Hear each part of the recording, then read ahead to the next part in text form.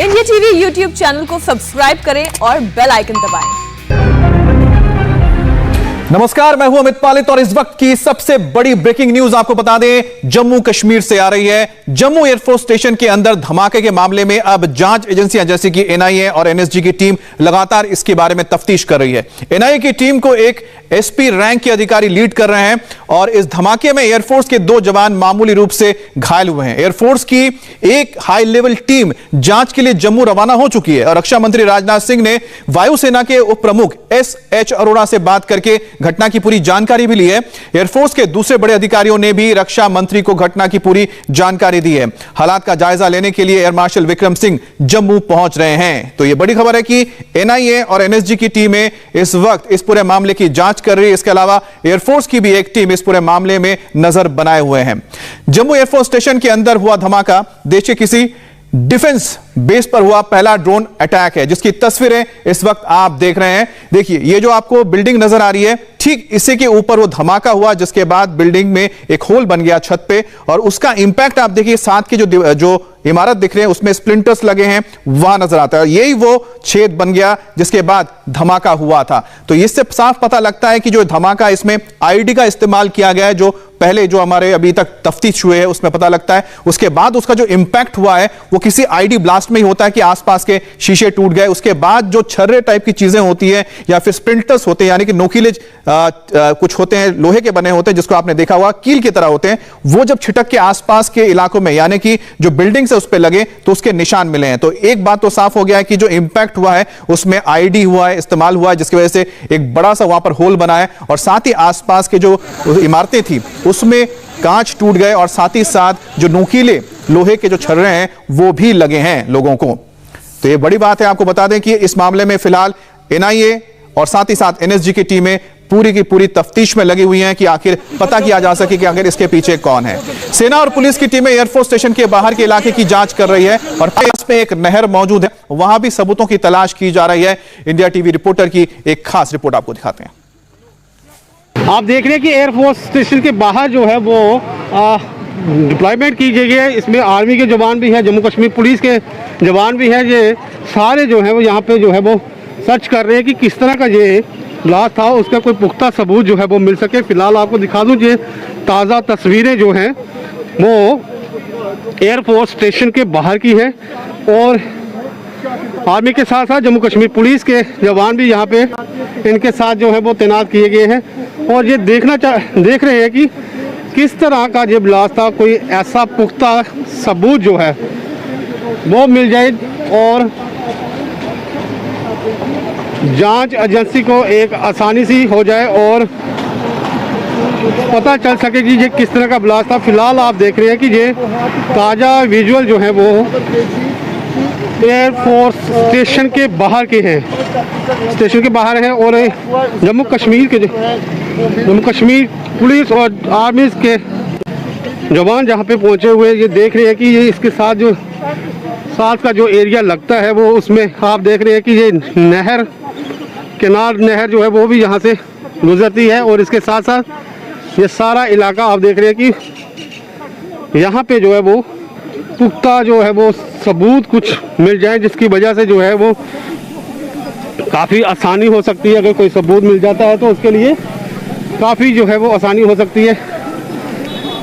लगातार सुबह से ही ये ऐसा सर्च जो है वो किया जा रहा है और यहाँ पे जो है वो ये सारे के सारे वो लगे हुए और कोशिश इनकी यही है कि यहाँ पे एक जो है वो छोटी सी क्लू मिल जाए, छोटा सा कोई ऐसा पार्ट मिल जाए जिसकी वजह जो है वो सामने दिखी जाए और इस बारे में जो है वो सारा पता चल सके कि किस तरह का ये ब्लास्ट था। Shams Lothra, India TV, Jammu. और आपको बता दें कि ताजा अपडेट यह है कि एनआईए की टीम जो जांच के लिए पहुंची थी एयरफोर्स स्टेशन, अब वहां से वो निकल चुकी है। लेकिन सबसे बड़ा सवाल यही उठता है कि आखिरकार यह धमाका क्यों हुआ, इसके पीछे कौन है और किस तरह से इसे किया गया है। क्या इसके पीछे कहीं सरहद के पार के लोगों का हाथ तो नहीं है?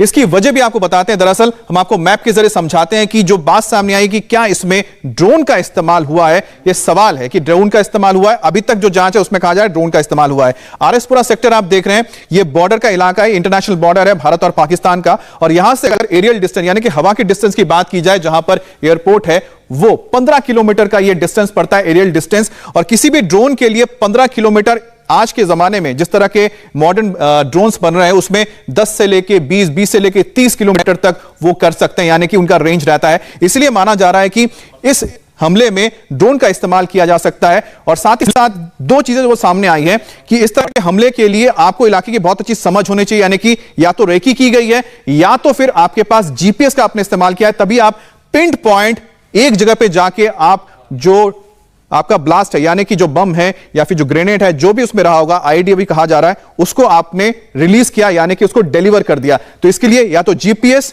या तो फिर आपने जगह की बहुत अच्छी रेकी की है। अब दूसरा यहां पर जो सामने आ रहा है कि पॉसिबिलिटी हो सकती है कि इसके पीछे पाकिस्तान में जो बैठे लोग हैं वो कर सकते हैं, या तो फिर भारत में अगर जो मौजूद है मिलिटेंट्स वो कर सकते हैं। इसको आप गूगल मैप के हम जरिए आपको समझा रहे हैं कि आप समझ पाएंगे कि वहां का इलाका कैसा है। तो इस वक्त जो आप देख रहे हैं स्क्रीन पर, देखिए ये कुछ इसी तरह से भौगोलिक स्थिति नजर आती है।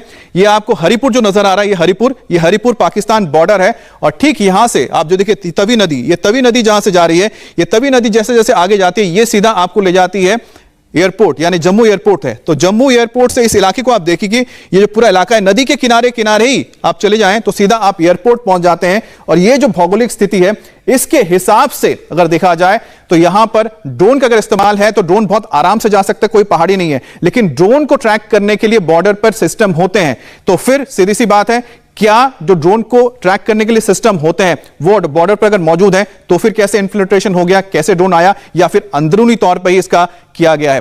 हमारे साथ मनीष भी जुड़ गए हैं। मनीष, जिस तरह से हम अभी तक सारी चीजें बता रहे हैं, दो चीजें सामने आई हैं। एक है कि जीपीएस का इस्तेमाल हुआ है ऐसा कहा जा रहा है, क्योंकि तभी इतना पिन पॉइंट एक्यूरेसी से कोई वहां पर डिलीवर कर सकता है। दूसरी बात है क्या या फिर बहुत अच्छी तरह रेकी की गई है जो अंदरूनी तौर पर ही की जा सकती है, तभी आप वहां पर डिलीवर कर सकते हैं। तो अभी तक जो सारे तफ्तीश हुए हैं उसमें पॉसिबिलिटी किसकी ज्यादा लग रही है, क्रॉस बॉर्डर है या विद इन द कंट्री हमारे यहां पर यह हुआ है? अमित, इंडियन एयरफोर्स और साथ में senior officials Jammu Kashmir police के मुताबिक, खासतौर पे सीक्वेंसिंग के मुताबिक 1:37 पर आज रात जब पहला ड्रोन आईडी अटैक हुआ, ब्लास्ट हुआ, उसके बाद दूसरा हुआ 1:42 से 45 के बीच में। और उसी दौरान दो भारतीय वायुसेना के, जिसमें एक वारंट ऑफिसर और एक एयरमैन था, वो गंभीर रूप से घायल हुए। उनको मिलिट्री हॉस्पिटल में एडमिट करवाया गया, उनकी हालत बिल्कुल स्टेबल है। और फिर उसके बाद सबसे बड़ी चुनौती इस बात की थी कि इस यूएवी आईडी को पूरी तरह से डिकोड करना। जो इस समय ऑन ग्राउंड ऑफिशियल्स मौजूद हैं, एनआईए के ऑफिशियल, साथ में जम्मू कश्मीर पुलिस और इंडियन एयरफोर्स के सीनियर ऑफिशियल, जिसमें चीफ ऑफ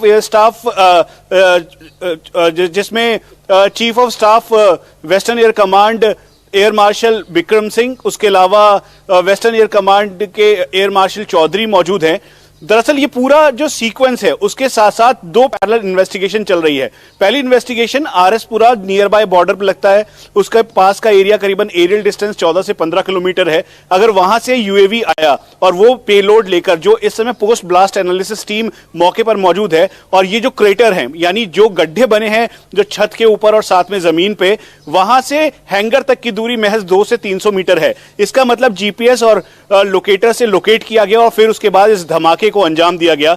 लेकिन जो ये प्रॉपर पोजीशनिंग है उसके मुताबिक ये देखा जा रहा है कि multiple layer air defence system इस समय इंटरनेशनल बॉर्डर को मॉनिटर कर रहा है।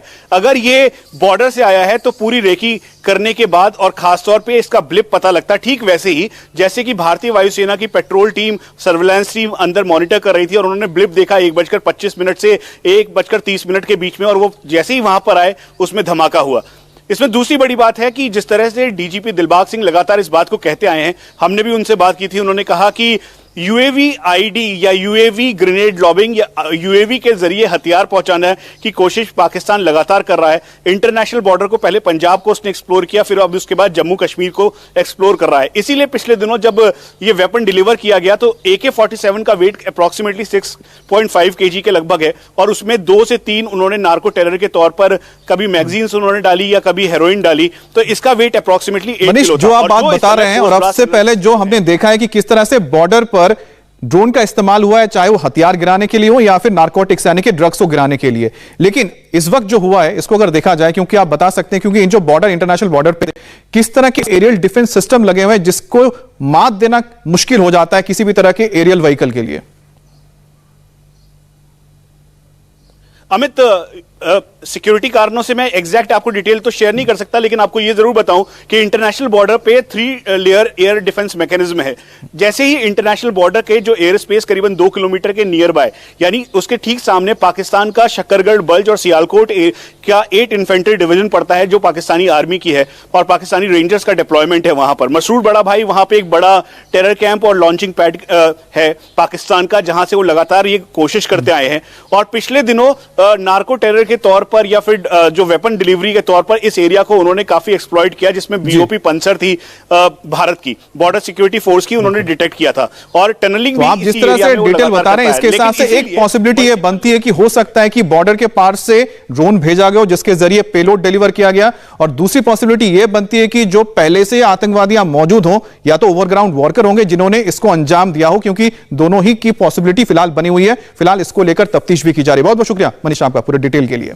अब जम्मू से एक और ब्रेकिंग न्यूज आ रही है। जम्मू के नरवाल इलाके से एक आतंकी को गिरफ्तार किया गया है और इस आतंकी के पास से 5 किलो आईडी बरामद की गई है। सुरक्षा एजेंसी आतंकी से पूछताछ कर रही है और यह पता लगाया जा रहा है कि यह आतंकी किसी बड़ी वारदात में अंजाम देने की कोशिश में लगा तो नहीं था।